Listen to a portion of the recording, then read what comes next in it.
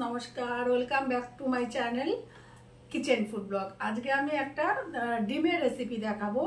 Dim तो आमरा अनेक भावे खाई, डिम करी बेंगली स्टाइले खाई बा अन्ध्र जेभाবে खाई आमरा अनेक रकम अन्ध्र स्टाइले खाई, किन्तु आज के आमी डिम जे कषाटा करबो सेई रेसिपिटा आमी कराबो केराला स्टाइलेर। एकटू एकटू देखुन, स्टेप बाई स्टेप आमार संगे थाकुन। देखुन आमी एकदम दुर्दान्त डेलिशियास एग कारि केराला स्टाइलेर किभाবে बानाई। चलुन चले जाई परेर स्टेपे। आमी एखाने कतगुलो मुरगिर डिम आगे थेके सेদ্ধ करे निয়েছি। আর যেটা আমি আগে থেকে করেছি, আমি এই 4টে টমেটো আগে প্রেসারে সিটি দিয়ে সেদ্ধ করে ঠান্ডা করে রেখেছি। এবারে আমার এই যে স্কিনটা আমি ফেলে দেব। স্কিনটা ফেলে দিয়ে আমি টমেটোটাকে পেস্ট করে রাখবো আগে থেকে। চলে যাচ্ছি পরের স্টেপে। আমি এখানে কড়াইয়ে সাদা তেল নিয়েছি।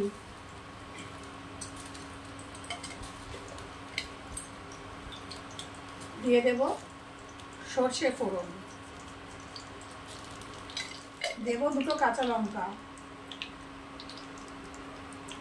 এরপরে দেব একদম ফাইন চপ আমি পেঁয়াজ কুচি করে নিয়েছি।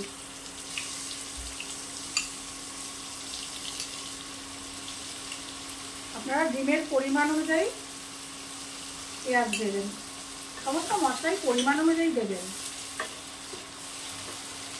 রসুন কুচি,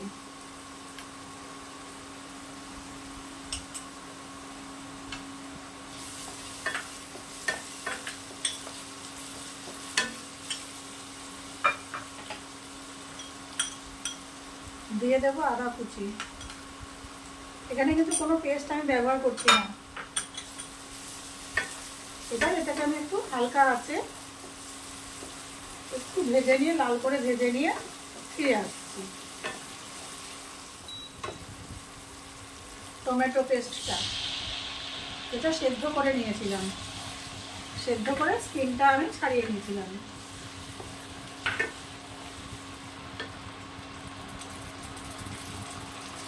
কয়েকটা কারি পাতা দিয়ে দেবো এখন।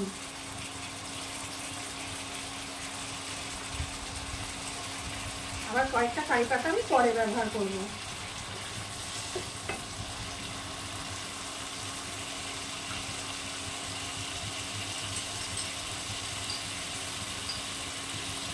দিয়ে দিলাম লবণ, স্বাদ অনুযায়ী লবণ দেব।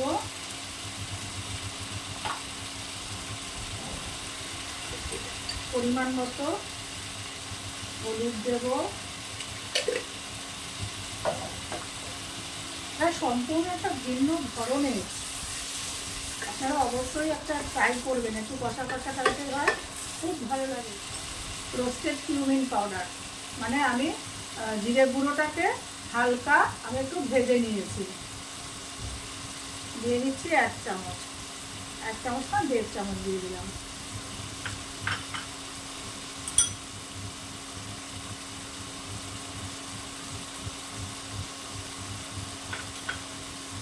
এবারে দিয়ে দিচ্ছি 1 চামচ রোস্টেড কোরিয়ান্ডার পাউডার, ভাজা জিরে ধনের গুঁড়ো।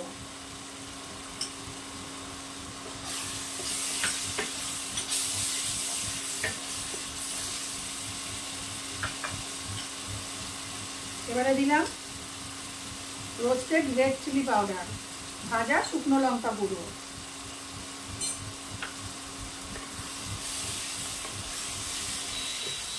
আঁচটাকে একটু কমিয়ে দেবো এখন এই পর্যায়ে।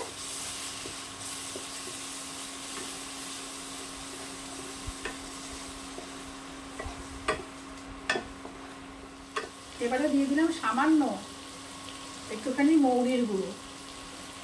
এটাও কিন্তু রোস্টেড, আমি মৌরিটাকে শুকনো খোলায় ভেজে নিয়ে তারপরে দিয়েছি।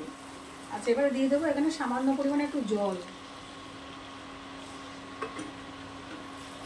মশলাটা ফুটিয়ে নিয়ে আবার ভালো করে কষিয়ে নিয়ে ফিরে আসছি পরের স্টেপে। এবারে দিয়ে দিচ্ছি সামান্য পরিমাণে স্বাদ অনুযায়ী চিনি। এটা আপনারা যেমন খাবেন, আপনারা তলাটা লেগে গেল, আঁচটা কমাতে ভুলে গেছি। এখন দিয়ে দেবো এর মধ্যে আর কটা কারি পাতা, সাথে দিয়ে দেবো ডিমগুলো।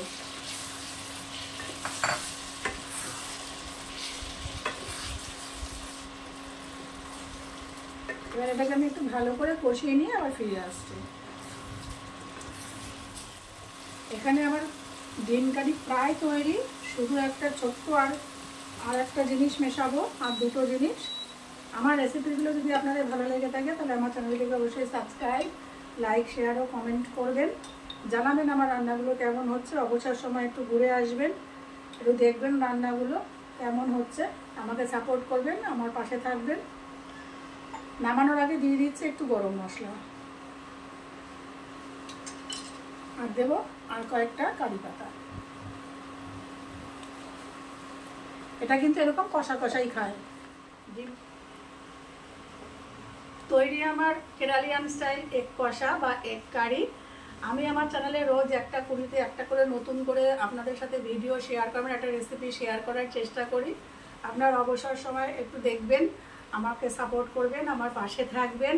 আবার আগামীকাল দেখা হবে একটা কুড়ির সময় অন্য কোনো রেসিপি নিয়ে, নতুন রেসিপি নিয়ে, ঘরোয়াই রেসিপি, একটু আলাদা স্টাইলের রেসিপি নিয়ে চলে আসবো আপনাদের সাথে শেয়ার করতে। আপনারা সবাই ভালো থাকবেন, সুস্থ থাকবেন। নমস্কার।